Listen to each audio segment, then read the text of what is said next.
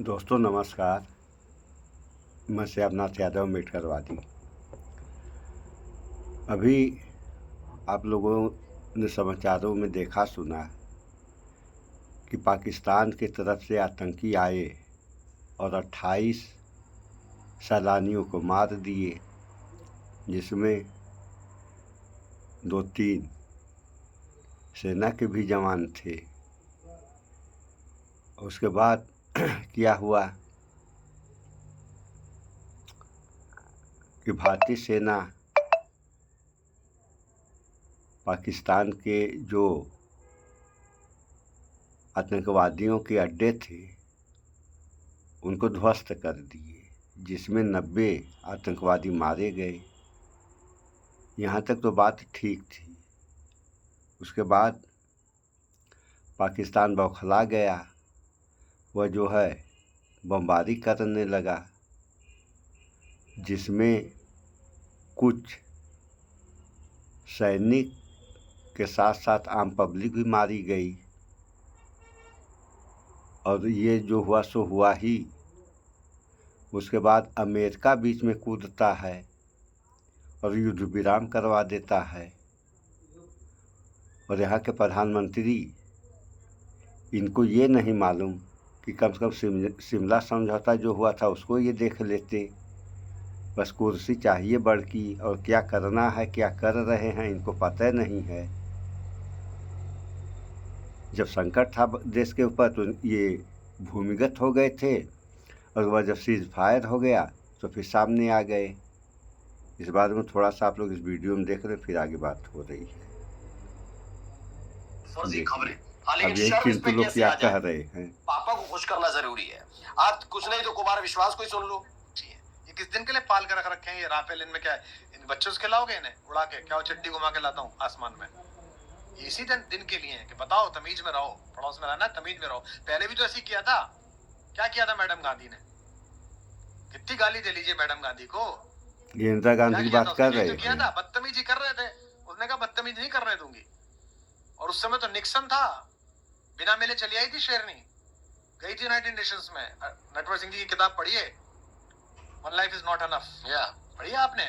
उसमें लिखते हैं नटवर सिंह कि वहां से आ रहा था कॉल, और मैंने पूछा मैडम वहां जाना, तो उन्होंने मुझसे पूछा कि तुम किसके लिए काम करते हो? पूरी कहानी इन्होंने बताई है। ये इंदिरा गांधी की छवि है, और हमने क्या किया, अमेरिका का उधर से आता है आदेश, समझ ली जो भी माने अब, लेकिन हम झुक गए। ये बात सच है, मानिए मत मानिए। हम का मतलब हम नहीं, सरकार, मेरे देश की सेना, हमारे देश के नागरिक कभी किसी के सामने नहीं झुकते। इसीलिए लोगों में नाराजगी है। इस नाराजगी को पहचानना चाहिए, लेकिन नहीं, इस देश के बिके हुए ईमान वाले पत्रकार अब भी चरण चाटुकारिता में लगे हुए और अपने आप को राष्ट्रवादी कहते हो। चुल्लू पर पानी दिखा रही थी ना रूबिका लियाकत, एक वक्त में दिखा रही थी ना एक पार्टी के नेता को। इसी चुल्लू पर पानी की जरूरत है अब देखिए, प्रेस ट्रस्ट ऑफ इंडिया की खबर है, चाइना से will continue to stand by Pak in upholding its sovereignty and territorial integrity, यानी उनकी संप्रभुता और अखंडता के लिए पाकिस्तान के साथ चीन खड़ा है, कह दिया।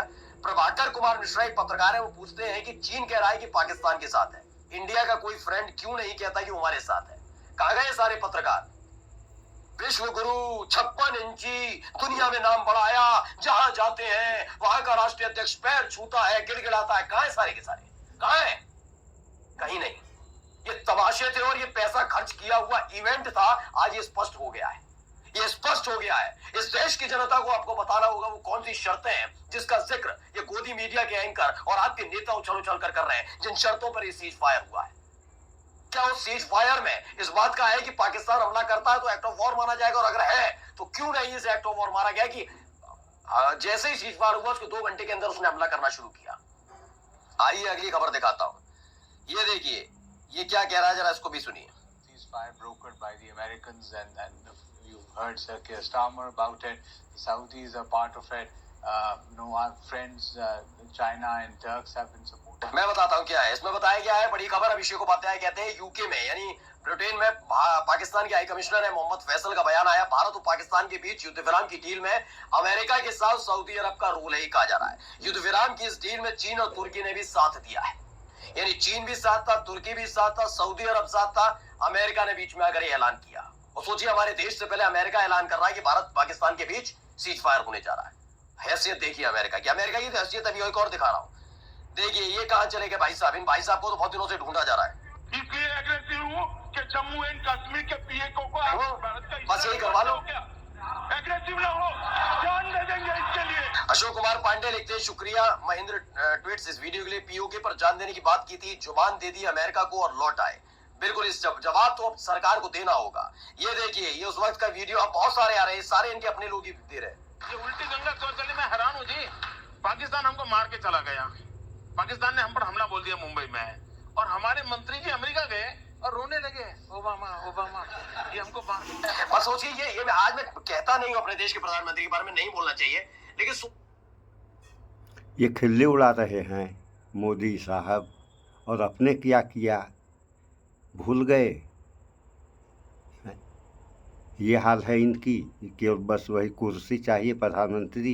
यहाँ जो है देश के ऊपर संकट पड़ा है और ये चुनावी दौरा कर रहे हैं, चुनावी भाषण दे रहे हैं। आगे सुनिए आप लोग अभी। नौटंकियां नहीं की इस आदमी ने।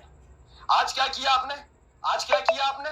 जवाब नहीं, क्योंकि आप सरकार में कुछ भी कर सकते हैं किसी के खिलाफ। क्या है राहुल गांधी के इस बयान को थोड़ा सा मैं सुनवा देता हूं कि उन्होंने उस वक्त क्या कहा था, सुनिए। And what you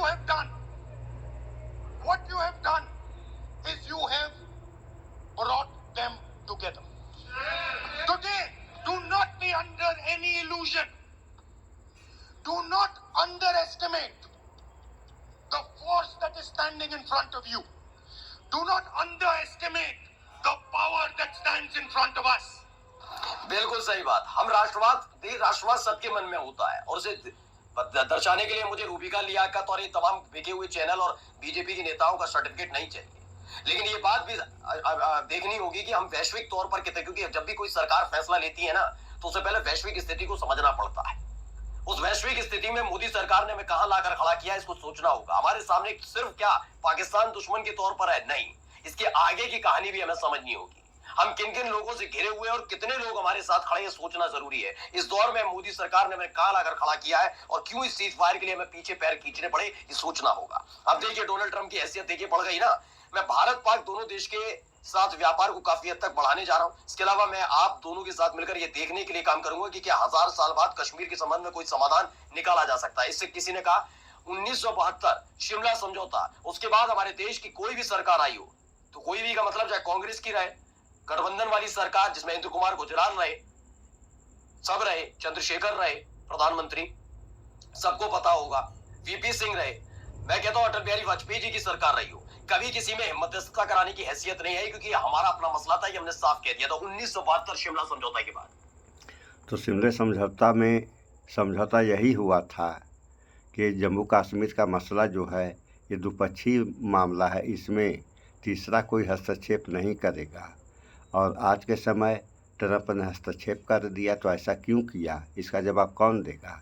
सुने अभी आप लोग इस वीडियो को। ये बात पढ़ लीजिएगा जाकर।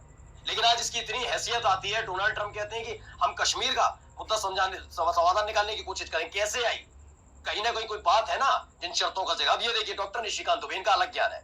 यदि अखबार पर भरोसा किया जाए, अखबार पर, ओके, भारत में पाकिस्तान समर्थित आतंकवाद युद्ध माना जाएगा। मुझे पाकिस्तान के बारे में पता है कि आतंकवाद चलता रहेगा, अपनी बात को काउंटर कर दिया। मुझे मोदी जी पर भरोसा है कि लड़ाई आखिरी होगी, पूरा कश्मीर मुजफ्फराबाद तक हमारा होगा। सीज फायर दुनिया के सामने पाकिस्तान को बेनकाब करने का एक जरिया मात्र है, तब बात नहीं रण होगा, संघर्ष महाभीषण होगा। मुझे लगता है कि उसके 2 घंटे बाद ही जो हुआ, उसके बाद निशिकांत दुबे को जवाब देना चाहिए। खैर छोड़िए, मैं तो कह रहा हूँ डॉक्टर निशिकांत दुबे, आप सांसद हैं, कम से कम थोड़ा वक्त निकालिए, जो आप ट्वीट कर रहे हैं उसके नीचे पढ़ लीजिए। यकीन मानकर चलिए, अगले ही क्षण या तो आप बीजेपी छोड़ देंगे या फिर इस तरह के ट्वीट करना छोड़ देंगे। पहले लोगों की भावनाओं को पढ़ लीजिए। आपके ट्वीट के नीचे आपके लोगों को, आपके अपने समर्थकों ने भी आपको जवाब दिया, और मैं उसे जवाब, हल्का जवाब नहीं, मुंह तोड़ जवाब कहूंगा। फिर पढ़िए, जन भावनाओं के साथ खेल रहे हो। आइए, जितेंद्र कुमार गुप्ता है, वो लिखते हैं, मैं आज तक निर्भीक साहसी निर्णय लेने की क्षमता वाली मोदी का समर्थक था, लेकिन आज जिस डरपोक गैर जिम्मेदार मोदी को देखा, उस पर शर्म आ रही है। पूरे देश के समर्थन के बावजूद इस कायर को अमेरिका का हुक्म बजाने की क्या जरूरत पड़ गई, ये तो भगवान जाने। लेकिन मेरे हिसाब से पीओके को वापस लेने और आतंकवाद की जुड़ाई खत्म करने का इससे बेहतर मौका नहीं हो सकता था। यही तो मैं सवाल पूछ रहा हूँ, कौन सी शर्तें हैं? उस शर्त में अगर एक्ट ऑफ वॉर वाला जिक्र है, तो एक्ट ऑफ वॉर मानकर क्यों नहीं अब तक घुसे हम?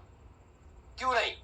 क्या वजह है? ये शर्त है, शर्त है, एक शर्त रखिए, शर्त रखिए, शर्त रखिए, शर्त। कौन सी शर्त है? ये शर्त है, मोदी सरकार को पता है कौन सी शर्तें रखी हैं। अब आइए देखिए, अर्णव गोस्वामी के कम से कम जज्बे को यहाँ तो सलाम करना होगा आपको।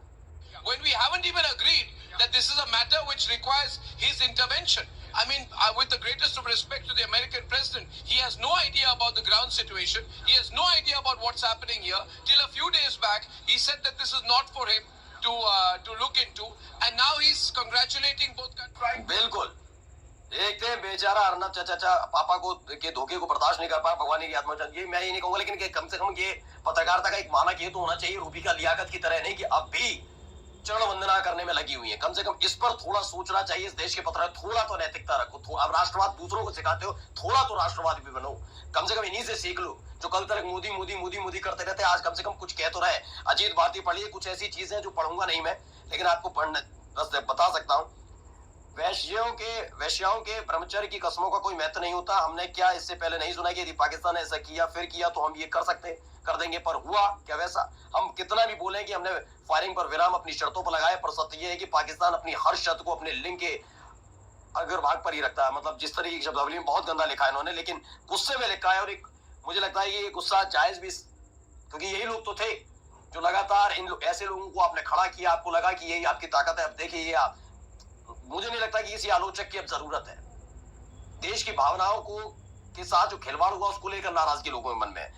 मैं पाकिस्तान की मीडिया का एक है, मैं उसके बारे में नहीं कहूंगा, लेकिन अनुपम के सिंह है, उन्होंने वहीं की एक वीडियो को समाज लाइव को ट्वीट किया और क्या लिखा है, पाकिस्तान का मीडिया इसे अपनी जीत के रूप में पेश कर रहा है। जम्मू कश्मीर के सीएम उमर अब्दुल्ला कह रहे हैं कि किसी प्रकार का कोई सीजफायर नहीं हुआ। श्रीनगर में 1-2 नहीं बल्कि कई ब्लास्ट हुए। इंफॉर्मेशन वॉरफेयर में और मजबूती से उतरना होगा हमें। सोचिए, सारे के सारे क्या थे, दिन रात मोदी भक्ति करते थे। वर्मा, जब भी मोदी जी को सपोर्ट करता हूं बाद में खुद को खराब लगता है। अगर थूक कर चाटना है तो फिर इंडिया गठबंधन के साथ ही क्यों न रहे। बंगाल में राष्ट्रपति शासन लगा नहीं पाए, चाहे हिंदू महिलाओं को बलात्कार हो या जान चली जाए, यही सच है। जो भी तमाम चीजें आगे देखिए, संजय श्रीवास्तव, पहले जैसे लाचार सरकारों की तरह मोदी बाबा भी अमेरिकी दवा में घुटने ही टेक दिए। अब ये कभी नहीं कह पाएंगे घर में घुसकर मारना मेरी फितरत है। बिल्कुल सही, सब लगे पड़े हम। इस ऑपरेशन सिंदूर में भारत के 150 करोड़ नागरिकों ने पूरे विश्वास के साथ सरकार का साथ देकर क्या होया क्या पाया। सिंदूर के दोषी जीवित, दर्जनों निर्दोष नागरिकों, निर्दोष सैनिकों की जान गई। अगर दोषियों को सजा बिना दे ऑपरेशन खत्म करना था तो बेहतर होता, जनहित में ही शुरू ना करते। बिल्कुल ठीक बात। एक है संजय राउत, जानते ही हैं, शिवसेना के सांसद, कहते हैं गजब बेइज्जती हो गई। अब ऑल पार्टी मीटिंग बुलाइए, हिम्मत है तो प्रधानमंत्री उपस्थित रहे। नहीं आ पा रहे हो, 2 में ही नहीं आए तो उसमें क्या थे। रणविजय सिंह लिखते हैं कि भारत का विदेशी मुद्रा भंडार $2 अरब गिर गया है। ये जानकारी भी अब तक पहुंचनी जरूरी है। फिलहाल अब तक स्पष्ट नहीं है कि भारत ने किन शर्तों के साथ सीज फायर किया है। नमस्कार। सुन लिया आप लोगों ने, ये हाल है। अब क्या होगा? कुछ नहीं होगा। जो होना था सो हो गया। अब पाकिस्तान वाले कह रहे हैं, मिठाइयाँ बांट रहे हैं, वो कह रहे हैं कि हमारी जीत है, तो ये सही है कि पाकिस्तान की जीत है और ये भारत की हार है। अगर कोई ये कहे कि भारत की जीत है तो गलत कह रहा है, क्योंकि इतना अच्छा मौका यही जो है गोदी मीडिया वाले पाकिस्तान के 4 टुकड़े कर रहे थे। और नेहरू ख़ानदान को, जवाहरलाल नेहरू से लेकर आखिरी तक सारे लोगों की बुराइयां खुद प्रधानमंत्री करने वाले हैं। दूसरे की तो बात है, छोड़िए। ऐसे सरकार चलाएंगे, ऐसे देश चलेगा? क्या करना चाहिए, क्या कर रहे हैं, भूमिगत हो जाते हैं, इनका पता ही नहीं चल रहा है। और मन की बात करने चले आते हैं। तो सब क्यों हो रहा है? आगे हम वीडियो बनाए हैं कि क्या बेवकूफ़ी का अंत नहीं है इस देश में। यही वो प्रधानमंत्री हैं। कोरोना काल में है ताली थाली मोमबत्ती लाइट जलवा करके कोरोना भगा रहे थे। इसके बाद भी जनता समझने को तैयार नहीं। आखिर ऐसा क्यों? इस पे विचार करें आप लोग। और जो भी काम ये सरकार कर रही है वो इस देश के हित में नहीं है। जो भी हो रहा है देश के खिलाफ ही हो रहा है, ये हमारा मानना है। आप लोगों के क्या विचार हैं कमेंट सेशन में बताएं। और क्या बताएंगे आप लोग? आप लोगों को समझे में नहीं आता क्या हो रहा है, क्या होना चाहिए। चलिए, जो हो रहा है सो अच्छा ही हो रहा है। सो इस वीडियो में इतना ही। स्वच्छता अपनाएं, शुद्ध खाएं, स्वस्थ रहें, शिक्षित बने। जय विज्ञान, जय संविधान। नमस्कार।